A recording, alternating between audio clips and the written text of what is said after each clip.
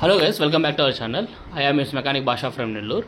ఈరోజు మన వర్క్షాప్లో మనమైతే స్ప్లెండర్ వెహికల్ అయితే కంప్లీట్గా హాఫ్ బోర్ చేసి డెలివరీ అయితే ఇవ్వబోతున్నాము.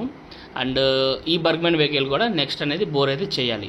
సో అదైతే పెండింగ్లో పెట్టేశాము. ఫస్ట్ ఈ వెహికల్ అయితే డెలివరీ ఇవ్వాలి కదా. చూస్తున్నారు కదా, స్ప్లెండర్ వెహికల్ చాలామంది మిడిల్ క్లాస్ పీపుల్కి అండ్ కామన్ పీపుల్కి మోస్ట్ ఫేవరెట్ బైక్. అండ్ దీని మెయింటెనెన్స్ కూడా చాలా తక్కువ. అంటే రెగ్యులర్ బైక్స్తో మనం కంపేర్ చేసుకుంటే స్ప్లెండర్కి వచ్చే మెయింటెనెన్స్ తక్కువ అండ్ డ్యూరబిలిటీ ఎక్కువ. మనకి రఫ్ అండ్ టఫ్గా యూజ్ చేసే వెహికల్. చూస్తున్నారు కదా, ఈ వెహికల్ అయితే ఆల్మోస్ట్ 50,000 కిలోమీటర్స్ తిరిగిన తర్వాత బోర్కి అయితే వచ్చింది. ఇది వచ్చేసి స్టాండర్డ్ బోరే. అంటే ఇప్పటిదాకా దీనికి ఇంజిన్ అయితే ఓపెన్ చేయించలేదు కస్టమర్. సో ఫస్ట్ టైం మనం ఓపెన్ చేస్తున్నాము. అండ్ బోర్ అయితే హాఫ్ బోర్ అయితే చేయించాను దీనికి. అండ్ ఒక కస్టమర్ నన్ను కామెంట్స్లో అడిగారనమాట. ఏమని అడిగారంటే, ఆయనకి నాకు కొంచెం డిస్కషన్ జరిగింది ఈ బోర్ గురించి. అండ్ హాఫ్ బోర్ చేయించవచ్చా, పెట్రోల్ కన్సంప్షన్ ఎక్కువైపోతుంది, రీకండిషన్ చేయించినప్పుడు మీరు బోర్ ఏదైతే క్యూబిక్ కెపాసిటీ ఉంటుందో దాన్ని మీరు వేస్ట్ చేసేస్తారు, దానివల్ల మీకు పెట్రోల్ అనేది ఎక్కువ తాగుతుందని చెప్పేసి క్వశ్చన్స్ అయితే రైజ్ చేశారు. అవునండి, రీకండిషన్ అనేది మనం 0.25 వరకు చేసుకోవచ్చు, నో ప్రాబ్లం. 0.25 చేసిన తర్వాత ఇంకో 50,000 కిలోమీటర్స్ మీరు ఆరంగా తిరగచ్చు.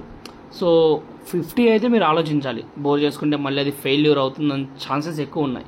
కానీ 0.25 అయితే మీకు ఎలాంటి ప్రాబ్లం లేదు, హ్యాపీగా చేయించుకోవచ్చు, మీరు తిరగచ్చు. అండ్ ఇంకోటి చూడండి, కస్టమర్ ఏంటంటే ఈ వెహికల్ని ఎక్కువగా ఎండలో పెట్టేస్తుంటారు. అంటే ట్యాంక్ కవర్ కూడా వేయించలేదు. దానివల్ల ఏంటంటే ఎక్కువ మనకి సైడ్ స్టాండ్ అనేది లెఫ్ట్లో ఉంటుంది. లెఫ్ట్ లైన్లో మనం వాల్చినప్పుడు రైట్ సైడ్ అంతా కూడా షేడ్ అయిపోతుంది. చూడండి, షేడ్ అయిపోయింది. అదేవిధంగా ఇక్కడ ఎంసీలు అయితే పెట్టేసి ట్యాంక్కి ప్యాచ్ వర్క్ అయితే చేశారు.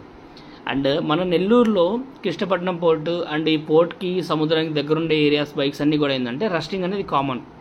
ఎందుకంటే అక్కడ సాల్టీ ఎయిర్ అనేది తగిలినప్పుడు, లేకపోతే ఆ వాటర్ అనేది తగిలినప్పుడు ఐరన్కి రస్ట్ అనేది పడుతుంది. సో దీనికి ట్యాంక్ కూడా చేంజ్ చేయాలి. కాకపోతే ఇప్పుడు కస్టమర్ ఏంటంటే నెక్స్ట్ సర్వీస్లో లేకపోతే నెక్స్ట్ ఒక 2-3 మంత్స్ తర్వాత చేంజ్ చేసుకుంటానని చెప్పారు. సో ప్రస్తుతానికి పని జరుగుతుంది కదా, జరగనివ్వండి అని చెప్పేసి. సో దీనికైతే కంప్లీట్గా మనం ఫ్రంట్ పోర్షన్ కూడా చేసాము.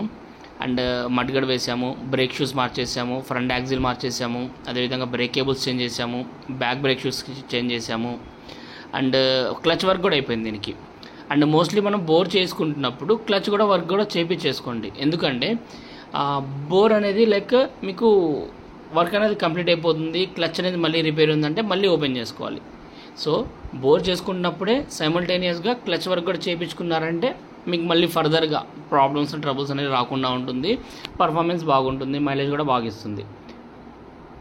సో దీనికి కస్టమర్ అనేది పెయింట్ కూడా చేయమన్నారు. సో మనకి 150 రూపీస్ పెయింట్ బాటిల్స్ అయితే అవైలబుల్ ఉంటాయి. కానీ ఈ సైలెన్సర్ మీద కొట్టకూడదు యాక్చువల్లీ. కస్టమర్కి చెప్పాము, కాకపోతే కస్టమర్ ఏంటంటే ఏం కాదు కొట్టండి అన్నారు. సో అది 4 రోజుల వరకే బాగుంటుంది, దాని తర్వాత మళ్ళీ అదంతా కూడా హీట్కి షేడ్ అయితే అయిపోతుంది.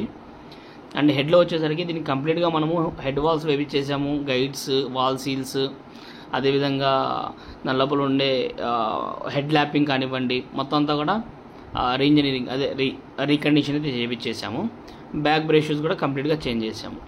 కంప్లీట్గా కస్టమర్కి అయితే బైక్ ఈరోజు డెలివరీ అయితే ఇవ్వబోతున్నాం.